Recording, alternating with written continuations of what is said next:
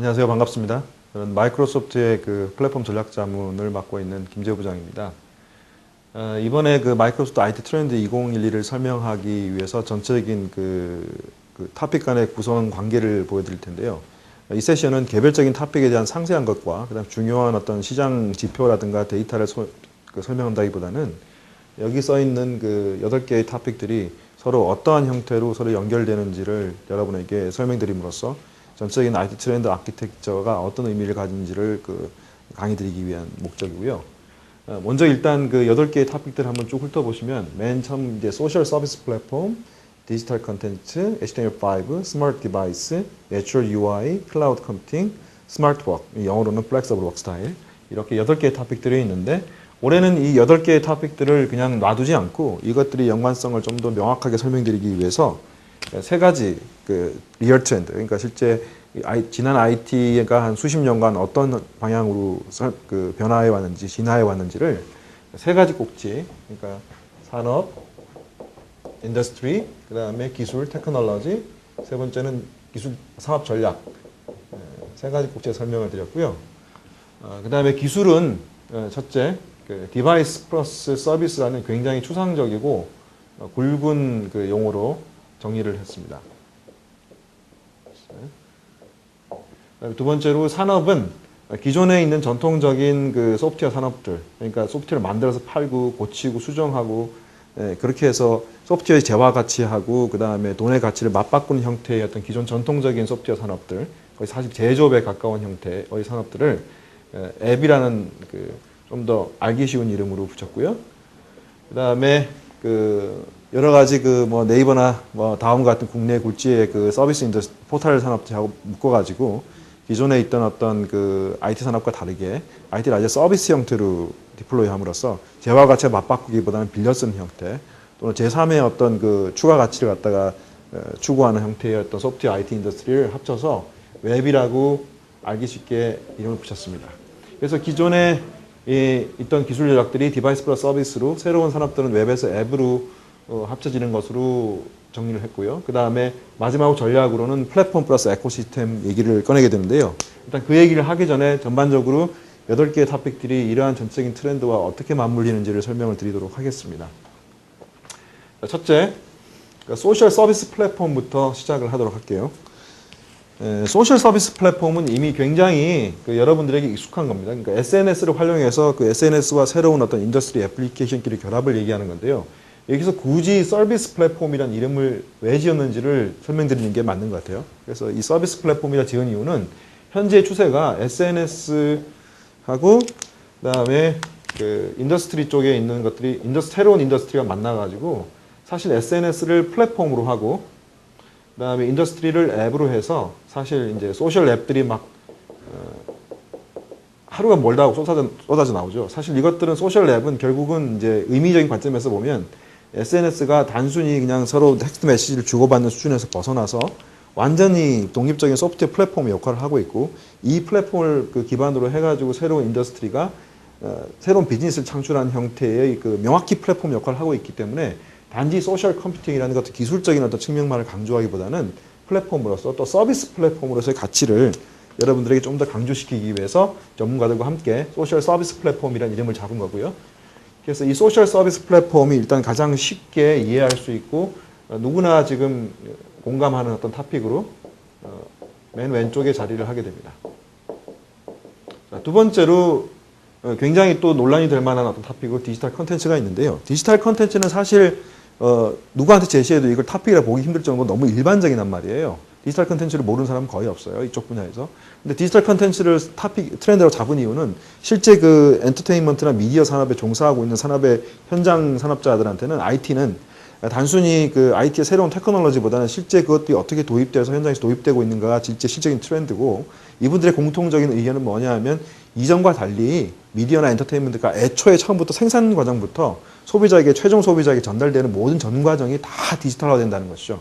이런 것들이 실제로 얼마 되지 않았고 이것들이 명확한 트렌드로 자리 잡아서 미디어 엔터테인먼트 산업 전체가 디지털화 돼가는 어떤 산업적인 재편 현상을 겪고 있고 동시에 또 그 마켓플레이스랑 이런 걸 통해서 디바이스가 직접 전달되는 구조를 갖고 있기 때문에 기존에 가지고 있던 IT 전략이나 IT 산업 형태의 구조를 가지고는 그러한 추세를 따라갈 수 없고 명확히 올해가 그런 어떤 정점을 이루는 어떤 시기가 될 것이라고 본다는 데서 동의해서 디지털 컨텐츠를 잡았습니다. 그래서 디지털 컨텐츠는 소셜 서비스 플랫폼과 연관성이 굉장히 크기 때문에 실제로 그 소셜 서비스 플랫폼을 통해서 전달되는 많은 것들이 디지털 컨텐츠고 또 어떤 면에서는 소셜 서비스 플랫폼에서 오가는 여러 가지 메시지가 그 특정한 미디어나 엔터테인먼트를 또 홍보하고 마케팅하는 효과도 가지고 있기 때문에 이 두 가지는 뗄래야 뗄 수 없는 서로 상관관계를 가지고 있어요. 그런데 이제 중요한 건 뭐냐면 이 디지털 컨텐츠하고 소셜 플랫폼이 그냥 가만히 있으면서 그냥 옛날처럼 PC에서 브라우저로 접속해서 보는 것이 아니라 아시다시피 여러분들 대부분이 지금 어떤 가지고 있는 어떤 PC나 폰이나 또는 어떤 여러 패드 같은 태블릿 같은 디바이스를 통해서 특히나 엄청나게 많아졌죠. 그런 걸 통해서 직접 어떤 앱 형태로 다운로드 받아서 그런 것들을 즐기고 있는 형태이기 때문에 이런 것들 한 번이라도 고민하면서 이런 것들을 앱 형태로 디바이스에 전달하게 되면 고민스러운 것이 뭐냐 하면 지금 현재 마치 초창기의 IT PC 시장에 나왔을 때처럼 그 여러 가지 다양한 어떤 디바이스 OS들이 공존한다는 거예요. 안드로이드에 뭐 iOS에 윈도우즈까지. 그래서 이런 것들이 공존하기 때문에 이 공통적인 어떤 공통적이지 않은 플랫폼 내에서 결국 이 컨텐츠를 소화할 수 있는 앱을 배포한다는 것은 마치 아주 예전에 여러 다른 OS를 위한 서로 다른 버전의 OS를 한꺼번에 개발해야 되는 고통을 겪게 되고 단순히 그런 데서 그치는 것이 아니라 그 앱이 연결되는 것들이 서비스 저 인터넷 저편에 있기 때문에 그 연결고리까지 동시에 고민하게 되면 사실 기업에서는 단순히 이것들이 기술 도입해서 중복적인 기술 투자를 하는 관점이 아니라 전체 기업 내부나 또는 어떤 그 전반적인 IT 전반적인 데서 통일된 어떤 사업 전략을 세울 수 없는 것과 맞닿아 있을 정도로 굉장히 큰 문제입니다. 결국 이러한 것들이 결국 그 웹 기반의 애플리케이션이 굉장히 많아지는 추세를 그 반영하면서 새로운 어떤 형태로 나온 어떤 대안 솔루션이 바로 HTML5인데요. 이 HTML5는 기존의 것들과 어떤 의미가 있냐면 이 HTML은 아시다시피 그냥 본래 웹에 있는 어떤 문서를 갖다 예쁘게 렌더링하는 기술이죠. 브라우저를 통해서. 근데 특히 올해 그 HTML5는 산업적인 이런 요구를 갖다가 아주 그 정확하게 받들여서 단순히 어떤 그 문서를 그 렌더링하는 것이 아니라 실제 그 스펙들을 영시 살펴보시면 굉장히 그 데스크탑이나 디바이스와 연결성을 강조하고 있고 뭐 오프라인 액티비티 같은 걸 굉장히 강조하고 있어서 명확히 애플리케이션 플랫폼으로 도는 것이 올바른 해석이고요. 특히 HTML5는 어떤 데 주목받고 있냐면 말씀드린 대로 여러 개의 디바이스 OS를 가로질러서 그 엔스크린 형태 연결된 애플리케이션을 위한 통합된 애플리케이션 플랫폼으로 가치가 있기 때문에 그러한 것으로 자기매김해서 받아들이려는 경향이 굉장히 강하고 많은 사람들의 주목을 끌고 있습니다. 특히 그 2014년에 표준이 제정되는 것을 비해 보면 이전에 있던 HTML5와 다르게 굉장히 확산 속도가 빠르고요. 이미 모바일이나 PC 쪽에서 이 HTML5를 브라우저하기는 어떻게든 이미 지원하고 있는 전반적인 기기가 50%를 상회할 정도로 여태까지 어떤 표준보다도 굉장히 빠른 흡수 속도를 보이고 있어서 아마도 이것들이 기술적으로 덜 성숙 같다고 얘기해 줄지 모르지만 기업에서 어떤 클라이언트 전략, 특히 웹 중심의 클라이언트 전략을 가져갈 때는 디바이스와 서비스 양단을 가로지르는 하나의 중요한 플랫폼 전략으로 반드시 고려해야 될 기술 중에 하나입니다. 그래서 빠뜨릴 수 없는 중요한 트렌드이고 앞으로도 아마 이후에도 2013년, 2014년에도 계속해서 이것들이 주요한 트렌드가 될 가능성이 굉장히 높습니다.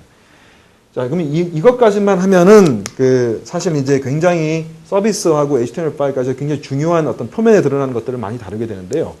특히 이제 강조해야 되는 것들은 스마트 디바이스입니다. 스마트 디바이스는 단지 이것도 오해할 소지가 많은 어떤 트렌드 중에 하나입니다.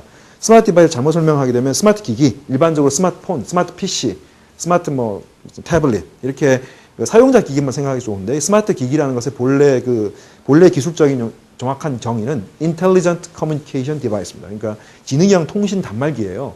그러니까 결국은 자동차라든가 무슨 산업에 있는 무슨 중장비라든가 서로 어떤 위성이라든가 인터넷을 통해서 계속의 정보를 주고받으면서 기기 자체를 굉장히 기능적인 어떤 판단을 할 수 있고 심지어는 사용자가 그 기기를 쓰는 사용자가 어느 상황에 어떤 위치에 있는지를 잘 알아서 그 정보를 갖다가 저쪽에 전달해주고 그 상황에 맞는 어떤 컨텐츠를 받아와서 사용자로 하여금 깜짝 놀랄만한 어떤 피드백을 보여주는 형태의 어떤 시스템들이죠. 그러니까 아주 그 축소해서 얘기하면 CCTV 같은 것도 연결된 CCTV 같은 것도 어떻게 보면 스마트 기기의 하나입니다. 그래서 이 스마트 디바이스를 만드는 데 있어 핵심적인 기술들은 여러분들이 이미 어그먼티드 리얼리티나 이런 증강현실 같은 걸 통해서 이미 알고 계시다시피 컨텍스추얼 컴퓨팅 또 센서 베이스드 컴퓨팅 같은 것들이 있고 최근에는 니어 필드 커뮤니케이션 같이 근거리 통신 같은 NF칩이 달리면서 이들이 점점 똑똑해져서 사실은 한 디바이스 안에 조그만 전화기만 하더라도 센서가 수십 개가 달려있는 형태는 아주 쉽게 찾아볼 수 있고 일단은 일반화되고 있다고 보면 되거든요. 추가적으로 어떤 키넥트라든가 어떤 게임기에 들어있는 여러 가지 센서들은 이미 종합적인 센서 형태 역할을 하고 있고, 그래서 이런 것들이 실제 그 사용자 형태의 스마트 기기하고 그다음에 M2M 같이 기기와 기계끼리의 통신 이런 것들이 하나로 합쳐져서 스마트 디바이스 형태를 누리고 있고, 이 스마트 디바이스는 당연히 디지털 콘텐츠나 소셜 서비스 플랫폼과 연결돼서 하나로 동작을 합니다. 추가적으로 특히 유저 인터페이스 쪽을 강조해서 더 말씀드리고 싶은 것은 내추럴 UI는 사실 몇 해에 걸쳐서 여러 기관에서 이미 트렌드라고 인식을 하고 있었는데요. 특히 올해 이 내추럴 유저 인터페이스를 굉장히 강조하게 된 거는 뭐 키넥트라든가 닌텐도 위에 있는 뭐 이런 거라든가 또는 플레이스테이션이라든가 기존하고는 전혀 다른 형태의 그 유저 인터페이스가 사실 이미 익숙해져 있지만 이미 수십 년 전에는 도저히 상상할 수 없는, 특히 키넥트 같은 경우에는 아시다시피 예전에 뭐 제 경험으로는 2000년도쯤이면 그 모션 캡처 장비를 하나 빌리려고 하면 거의 200만 원에 육박하는 비용을 들였던 것들이 이제 수십만 원대로 집에 있는 TV 위에 덜렁 다 걸려 있어서 사실 그 원거리에서 사람의 전체적인 어떤 움직임을 인식해서 기존과는 전혀 다른 형태의 새로운 어떤 유저 인터페이스를 보여주고 있는 것들이 일반화됐고, 뭐 멀티터치 디바이스가 이제 없으면 뭐 터치 본능이라는 용어로 표현될 만큼 없으면 안 되는 필수적인 기기가 됐죠. 그래서 NUI는 이제 단순히 어떤 그 소비 과정을 넘어서서 거의 전 산업에 걸쳐서 실제 그 굉장히 아날로그 방식으로 디지털 세계하고 교감을 나누는 형태의 인터페이스로 자리매김을 하고 있기 때문에 이것들의 발전이 실제 실용화된다는 관점에서 트렌드로 꼽았고요. 그래서 이 세 가지는 사실은 이제 서비스와 결합돼서 그 클라이언트 쪽에 있는 디바이스 쪽의 측면만 나눌 수는 없지만 특히 디바이스 쪽에 포커스를 많이 맞춰서 만들어낸 어떤 트렌드라고 보면 이게 스마트 디바이스, 그 다음에 HTML5, 그 다음에 NUI가 디바이스 쪽에 특히 강조되는 트렌드라고 할 수 있겠습니다. 자, 이 세 가지가 사실은 여태까지 말했던 것들이 결합돼서 여기 지금 하나 빠져 있네요. 중요한 트렌드가 하나 빠져 있는데요. 딱 빨리 적어보면 빅데이터 빠져 있어요. 빠져 있는데 빅데이터는 어떤 식으로 나오냐면 결국은 소셜 서비스 플랫폼으로 뭐 통신량이 증가한 거는 뭐 이루 말할 수가 없고, 소셜 서비스 플랫폼의 가장 중요한 건 옛날처럼 어떤 기획되고 의도된 어떤 소비자 설문조사 같은 걸로 해서 자기적인 데이터를 뽑아내는 것이 아니라 실질적으로 사용자끼리 서로 커뮤니케이션하고 나누는 어떤 대화들이 그 시각각 엄청나게 쌓이죠. 그래서 이제 그 모 기관에 따르면 이미 제타바이트급을 넘어서고 2010 몇 년에 그러면 8제타바이트 정도 수준의 어마어마한 데이터가 실시간으로 흐르고 있고, 기존에 있던 아날로그 콘텐츠가 아예 처음부터 그 디지털 콘텐츠화 되고 있고, 또 여러 가지 사용자 기기나 이런 M2M 디바이스의 통신량이 어마어마하게 증가하고 있기 때문에 여기서부터 쏟아지는 데이터가 도저히 기존에 있던 어떤 기획된 형태의 구조화된 데이터 형태를 처리하는 정보 처리 체계로는 소화가 안 돼요. 또 기업도 나름대로 시장의 트렌드를 뽑기 위해서 사용자의 추세를 알아야 되는데, 소셜 서비스 플랫폼에서 얘기를 나누고 있는 것만큼 더 확실한 형태의 어떤 그 사용자 트렌드를 뽑아낼 수 있는 비정형 데이터는 없겠죠. 그래서 일반적으로 예전에는 구글이나 뭐 네이버나 다음이나 마이크로소프트 같이 웹사이트 통해서 검색 기술을 가지고 있던 특수한 회사들만 가지고 있던 기술들이 아예 솔루션화돼서 빅데이터 형태의 몇 가지 신기술과 겹쳐져서 빅데이터 형태의 어떤 그 트렌드를 이루게 되고, 이 빅데이터가 이제 올해 이제 그 굉장히 많은 큰 화두를 가지고 있다. 물론 빅데이터 그 자체가 정말로 기업에 적용돼서 그 기업의 어떤 비즈니스 역량을 끌어올지 말지는 사실 그 기술 자체보다도 기업이 가지고 있는 전체적인 정보 처리 체계의 성숙도에 달려있기 때문에 그런 것들이 도입할 때는 굉장히 많은 고려사항을 철저히 검증하는 게 중요하고요. 아직은 어쨌든 기술적인 성숙도는 충분하지만 산업적인 성숙도나 활용 속도는 굉장히 두고 봐야 할 트렌드 중에 하나입니다. 그 다음 이 모든 것들이 사실상 이미 수년 동안 트렌드였던 클라우드 컴퓨팅 위에 기반을 하고 있다는 것은 결코 섣부른 해석이 아닐 거예요. 특히 올해 들어서 클라우드 컴퓨팅을 또 하나의 그 트렌드로 잡은 이유를 설명해 드릴 필요가 있겠는데요. 기존에 사실 클라우드 컴퓨팅은 뭐 컨슈머 클라우드, 뭐 퍼스널 클라우드, 커머셜 클라우드, 뭐 사스, 파스 여러 가지 수많은 용어로 사람들이 굉장히 혼란을 줬는데, 올해 클라우드 컴퓨팅이라는 한 꼭지를 아예 잡은 이유는 뭐냐면 클라우드 컴퓨팅이 가지고 있는 기술적인 특성, 그러니까 클라우드 컴퓨팅 본질, 그러니까 굉장히 고무줄처럼 이렇게 늘었다 줄었다는 탄성을 가진 어떤 클라우드 컴퓨팅의 본질을 더 강조해서 기존에 있던 여러 가지 어떤 군더더기나 포장지를 다 빼고 클라우드 컴퓨팅 자체가 가지고 있는 의미가 나머지 트렌드를 뒷받침하는 본격적인 플랫폼으로 자리하게 될 거다. 특히 뭐 포레스트나 가트너 같은 여러 가지 유수의 그 IT 리서치 기관들이 동시에 하는 얘기가 뭐냐면 클라우드 컴퓨팅, 특히 클라우드 서비스 형태의 클라우드 컴퓨팅이 올해 본격적으로 굉장히 대중화되는 원년을 갖게 되는 것 동시에 그 예측하고 있는 바고요. 그래서 클라우드 컴퓨팅을 빠뜨릴 수 없는 토픽을 잡은 겁니다. 자, 마지막으로 이 모든 것들이 새로운 형태의 그 일하는 방식을 이제 뒷받침하고 있는데요. 사실 이제 한국 사람들은 이 스마트 워크는 이미 지겨운 얘기죠. 사실 이 스마트 자체가 여기도 붙어 있고 여기도 붙어 있고 굉장히 너무 많이 쓰이는 용어인데요. 그 외국에서는 이제 플렉서블 워크 스타일이니 플렉서블 워크 스페이스니 뭐 여러 가지 형태의 용어를 쓰고 있는데 결국 스마트 워크는 사실 IT만으로 설명할 수는 없어요. IT만 가지고는 사실 그 뭐 일이 바뀌는 것도 아니고 장소, 공간이라든가 시간이라든가 이런 여러 가지 기업 문화가 바뀌어야 되기 때문에 IT 트렌드라고 설명하기 좀 무리가 있습니다만 여하간 이런 IT들의 기술들이 실제로 없었다면 이런 스마트워크 자체가 통용되지 않고 그래서 언제 어디서나 어떤 시간과 공간을 가리지 않고 일할 수 있는 문화를 만들어내서 결국은 비용 감소죠. 비용 감소를 하고 또 개인이 가지고 있는 워크 스타일을 갖다가 뒷받침해준다는 그런 의미에서의 스마트워크인데 이런 것들이 약간 그 오해의 위험성은 있습니다만 어쨌든 전체적인 IT 트렌드가 합산돼서 이러한 형태의 새로운 그 업무 스타일, 새로운 그 비즈니스 라이프 스타일을 만들어내는 트렌드로 자리매김을 하게 됐다는 것은 사실인 것 같습니다. 여하간 이것들을 합쳐서 설명해 보면요. 이것들을 싹 지우고 설명해 보면 결국 기술적인 면에서 보면 이쪽 편은 디바이스고요. 이쪽들은 서비스로 요약이 될 수 있고 정확히 이런 구조를 가지고 있죠. 그래서 이렇게 구조를 가지고 있고 그 다음에 여기 있는 어떤 서비스들은 기존에 있는 마치 애플리케이션을 팔던 사람하고 동일하게 이런 것들이 디바이스로 내려오면서 그 앱 형태로 들어오고 있거든요. 애플리케이션 형태로 소프트웨어 산업처럼 동시에 또 기존에 있던 여러 가지 그 소프트웨어들은 이런 그 구글이나 네이버 같은 형태의 서비스 형태를 가지기 위해서 클라우드 컴퓨팅의 힘을 빌어서 쉽게 예전보다 훨씬 더 쉽게 웹 형태로 발전을 하고 있고요. 마지막으로 지목하고 싶은 것은 예전에는 구글이라든가 현재 구글이라든가 그 애플이 흉내내고 있는 예전에는 마이크로소프트가 그렇게 주로 했던 플랫폼을 하나를 전체 산업에 쫙 뿌리고 그 플랫폼을 위해서 넘나들면서 뛰어노는 어떤 공동체를 만들어서 커뮤니티 오브 프랙티스를 공동체를 만들어서 커뮤니티 오브 프랙티스의 약자거든요. 이런 것들 만들어서 이 사람들이 실제로 비즈니스가 공동체가 되도록 만드는 커뮤니티 오브 비즈니스 공동체가 만드는 이런 산업 전략을 쓰기 위해서 결국 플랫폼을 무기로 하고 이것들을 산업에 던지고 전체 시장에 대한 어떤 쉐어를 늘림으로 해가지고 결국 이로부터 어떤 킬러 애플리케이션이 여러 개 튀어나와서 이 플랫폼의 영속성이나 생명을 굉장히 오래 끄는 플랫폼 플러스 에코시스템 비즈니스 전략을 쓰고 있는 것들이 굉장히 큰 추세고 특히 주목할 만한 거는 자동차 산업, 그래서 텔코 산업, 하이테크 매뉴팩처링 전체 인더스트리 가로질러서 전체 인더스트리가 지금 소프트웨어 산업화돼 가고 있기 때문에 심지어 그런 그 IT 산업이 아닌 BIT 산업에서도 이런 플랫폼 플러스 에코시스템을 가지고 전체적인 생태계의 형태의 소프트웨어 전략을 가짐으로써 자사가 가지고 있는 기기나 소프트웨어 기술들을 굉장히 오랫동안 영속성으로 가져가면서 조금만 롱테일 마켓들의 어떤 선순환 고리를 형성하는 어떤 노력들을 이제 일반화된 어떤 전략으로 받아들이고 있다는 것이 큰 하나의 그 차이점이라고 하겠습니다.